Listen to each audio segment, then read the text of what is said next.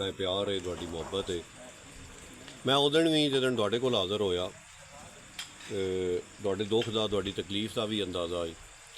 ਪਰ ਮੈਂ ਉਹ ਦਿਨ ਵੀ ਇੱਕ ਹੀ ਗੱਲ ਦੁਆਨ ਕੀਤੀ ਹੈ ਵੀ ਮੈਂ ਪੂਰੀ ਨੇਕ ਨੀਤੀ ਨਾਲ ਆਪਣੀ ਕੋਸ਼ਿਸ਼ ਕਰਨੀ ਵੀ ਤੁਹਾਡਾ ਹੱਕ ਜਿਹੜਾ ਉਹ ਤੁਹਾਡੇ ਕੋਲ ਹੀ ਰਹੇ, ਤੁਹਾਡੇ ਨਾਲ ਜ਼ਿਆਦਤੀ ਨਾ ਹੋਵੇ ਕਿਸੇ ਬੰਦੇ ਨਾਲ। ਔਰ ਨਾਲ ਇਹ ਮੈਂ ਗੁਜ਼ਾਰਿਸ਼ ਕੀਤੀ ਹੈ ਵੀ ਮੈਂ ਉਹ ਆਦਤ ਨਹੀਂ ਵੀ ਮੇਰਾ ਉਹ ਬਿਆਨ ਜਿਹੜਾ ਸੋਸ਼ਲ ਮੀਡੀਆ 'ਤੇ ਦੇਣਾ ਕਰਨਾ ਔਰ ਅਮਲਨ ਕੋਈ ਨਾ ਕਰਨਾ। ਮੈਂ ਸਾਰੀ ਆਪਣੀ ਕੋਸ਼ਿਸ਼ ਕੀਤੀ ਔਰ ਅੱਲਾਹ ਤਬਾਰਕ व तआला ਦੀ ज़ात करम ਕੀਤਾ।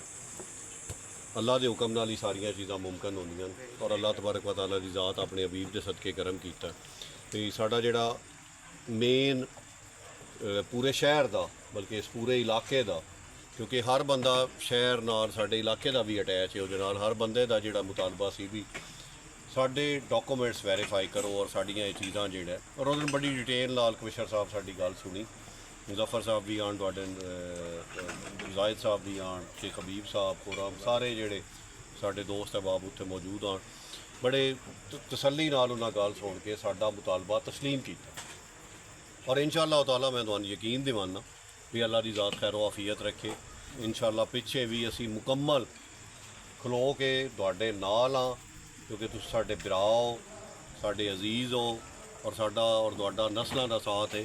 ਔਰ ਇੰਸ਼ਾ ਅੱਲਾਹ ਤਾਲਾ ਅਸੀਂ ਤੁਹਾਡੀ ਕਿਸੇ ਸੂਰਤ ਵੀ ਤੁਹਾਨੂੰ ਤਕਲੀਫ ਨਹੀਂ ਆਉਣ ਦੇਣੀ, ਇਹ ਤੁਹਾਡੇ ਨਾਲ ਇੰਸ਼ਾ ਅੱਲਾਹ ਤਾਲਾ। ਅਤੇ ਇਹ ਜਿਹੜੀ ਵੈਰੀਫਿਕੇਸ਼ਨ ਵਾਲਾ ਉਹ ਇੰਸ਼ਾ ਅੱਲਾਹ ਜਲਦੀ ਉਹ ਪ੍ਰੋਸੈਸ ਵੀ ਮੁਕੰਮਲ ਹੋ ਜਾਣਾ। ਔਰ ਉਹਦੇ ਨਾਲ ਮੈਂ ਕਾਫੀ ਚੀਜ਼ਾਂ ਵੇਖੀਆਂ ਜਿਹੜਾ ਮੈਨੂੰ ਭਾਈ ਮੁਜ਼ੱਫਰ ਵੀ ਲਿਖਾਈਆਂ। ਫਿਰ ਉੱਥੇ ਕਰਨਲ ਤਾਹਿਰ ਸਾਹਿਬ ਆਏ, ਉਹਨਾਂ ਵੀ ਆਪਣੀ ਸਾਰੇ ਡਾਕੂਮੈਂਟਸ ਮਸਜਿਦ ਦੇ ਭਾਈ ਅਸ਼ਰਫ ਹੁਸੈਨੀ ਸਾਹਿਬ ਮੌਜੂਦ ਆ ਔਰ ਨਾਲ ਸ਼ਾਹ ਸਾਹਿਬ ਆਣ, ਅਰਸ਼ਦ ਸ਼ਾਹ ਸਾਹਿਬ, ਉਹਨਾਂ ਮਸਜਿਦ ਦੇ ਹਵਾਲੇ ਨਾਲ ਆਪਣੀ ਨੁਮਾਇੰਦਗੀ ਕੀਤੀ।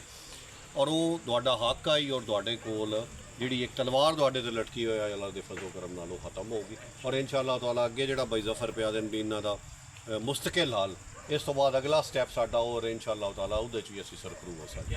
ਬਹੁਤ ਸ਼ੁਕਰੀਆ ਜੀ।